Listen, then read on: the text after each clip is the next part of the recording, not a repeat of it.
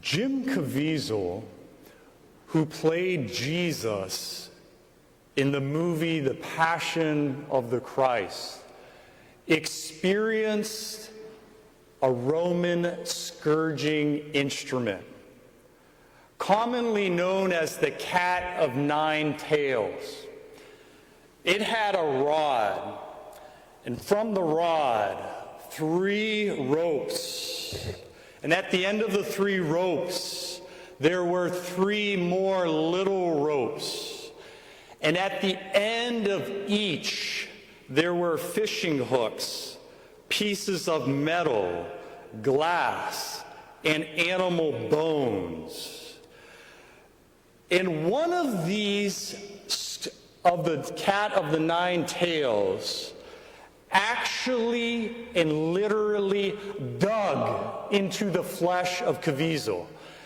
He said that he was nearly ready to pass out. The pain was mind-blowing, like nothing he's ever experienced. And can you imagine, can you fathom 9 of these scourging instruments again and again and again digging into the flesh of Christ? When Jesus was in the Garden of Gethsemane, he prayed so earnestly and with so much fervor that his sweat became like great drops of blood falling to the ground. He experienced a phenomenon called hematidrosis. It is when somebody is in such duress and agony that their capillaries literally burst open and they sweat blood. When Jesus was beaten beyond the point of exhaustion, you know what they did? They plaited a crown of 1.5-inch thorns deep into his skull. The mystics said that the thorns were pressed so deeply and so violently, 3 of those thorns should have mortally killed him. On top of that, they spit directly into the face of Christ. They spit at him. They mocked him. When he had no strength, they put almost 100 pounds of punishing weight on his torn back. Imagine those out here who lift weights, anyone who has spent any time in the weight room. Imagine 2 45-pound dumbbells on your shoulders. There's no skin left on his shoulders. And he is struggling and falling while his arms are tied to the wood of the cross. And guess what? When he falls, what's going to stop him? His face. The precious face of Jesus pressed into the dirt. All the rocks and dirt in over 5,700 cut marks on his body. The prophet Isaiah said that he didn't even resemble a human being. He was beaten beyond the point of exhaustion. He even said in the Psalms, "I am a worm and no man." He didn't even look like a human. He was so marred, so disfigured. Out of love for you and me. On the cross, struggling to take every breath, dying of asphyxiation, unable to breathe, pushing his entire body weight up on feet that have a spike driven through them. His whole body felt like it was on fire from head to toe.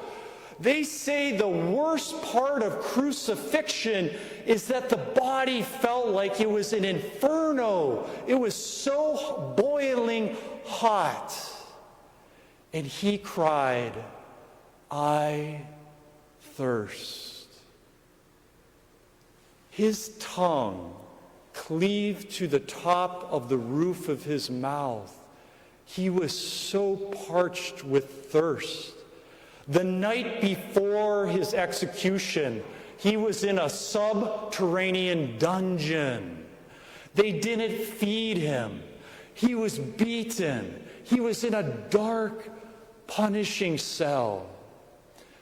And there's that beautiful scene from the Passion of the Christ where the Blessed Mother, your mother and my mother, she put her face down to the concrete, and she was feeling the pain of her son. She felt all the pain of the nails, of the crowning of thorns, of the scourging. She felt the mockery, the disdain, the hatred. Mothers, you feel the pain of your child. On top of all this pain and agony that Jesus went through, he went through, listen to this, listen. He went through pain and suffering all his life. It says in the book of Hebrews, he was a man of suffering and familiar with suffering.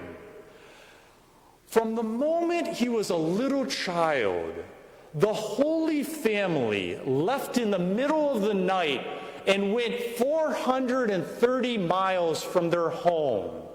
They survived desert conditions, screaming hot during the day and punishing cold, freezing temperatures at night to escape a madman by the name of King Herod. When Jesus became a young man, he was a carpenter. And guess what? It is punishing hot during the day, no air conditioning. And he did manual labor day after punishing day after punishing day. What happened when Jesus began his public ministry? He was in the desert 40 days to be tempted by Satan. He didn't eat a morsel of food. 100+ degree temperatures by day, freezing temperatures by night, snakes, scorpions, wild beasts. Jesus suffered more than our little minds could imagine. What happened when he gave his first homily in Nazareth? They were so infuriated at him. They said blasphemy, and they tried to kill him and throw him over the edge of the town that was built.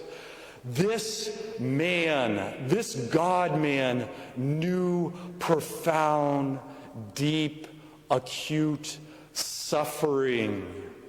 His cousin, John the Baptist, he witnessed being imprisoned and beheaded. What happened to his foster father, Joseph? He died before his eyes.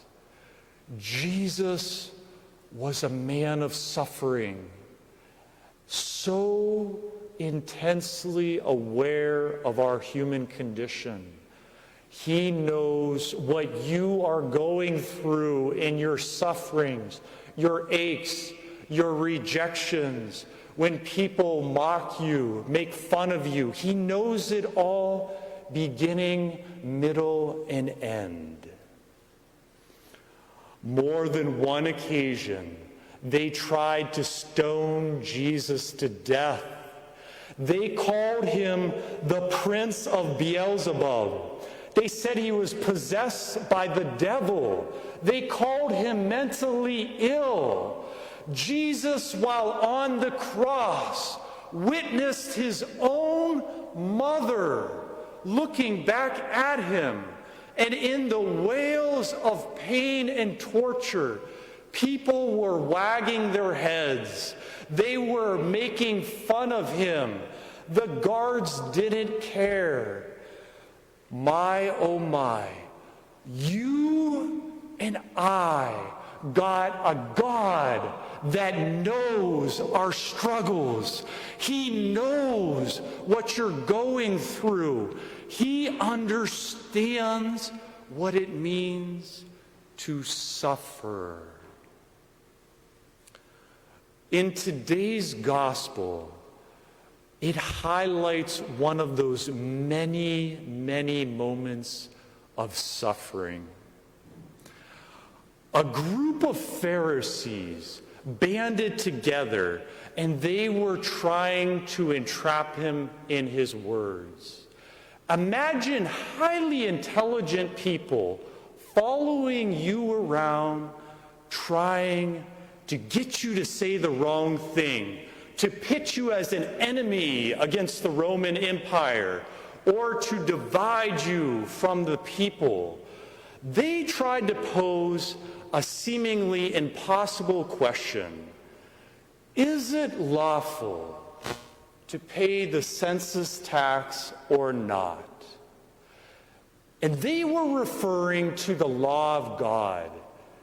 Is it pleasing to Almighty God to pay this tax or not?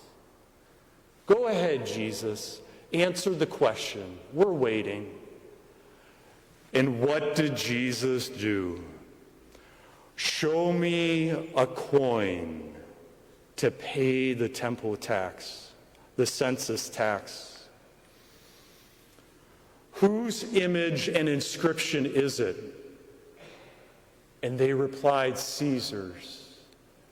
And he said, give to Caesar what belongs to Caesar, and give to God what belongs to God. Let me tell you something, and I hope you never forget this. In the Old Testament, we hear about the king Cyrus. Cyrus was the king of Persia. Persia helped to liberate the people of God from Babylon. The people of God for 70 long, punishing years were taken from their home. They were displaced into a foreign country, and they felt hopeless. God worked through the king of Persia to liberate the chosen people. We have a bondage that is far more serious than a foreign invader or captor. That bondage is called sin. Take a look at how serious sin is. Look at Jesus in the throes of agony, and willfully, out of love for your precious soul and my precious soul, he went through the limits of pain and torture because he loves each one of us as if there are only one of us. If you were the only precious sinner that walked the face of the earth, the Son of God would have been tortured. He would have been scourged. He would have been crowned with thorns. He would have been nailed to that cross. But as St. Teresa of Avila says, no nail could be made strong enough to hold the Son of God on the cross if his love had not held him there.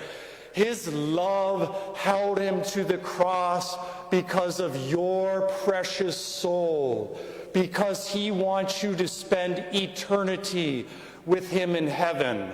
He understands that you are in the valley of tears, suffering, tempted, tormented, rejected. He understands the depths of your suffering, and he looks you in the eye and saying, be faithful. Be faithful unto death, and I will give you the crown of life.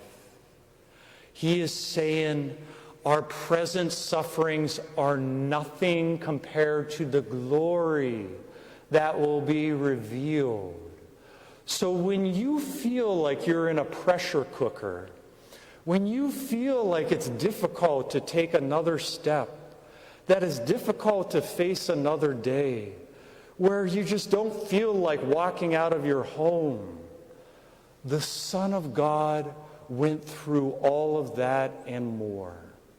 The Son of God knows suffering. He knows your suffering. And he is inviting you, put your hand in my hand. Be faithful unto death. You can't imagine the joy of paradisio, paradise. And your enemy, the devil, will want nothing more than to discourage you, to get you to stop praying, to get you to stop coming to Mass and reading the Scriptures. The enemy wants you to take your eyes off of the one who laid down his life for you.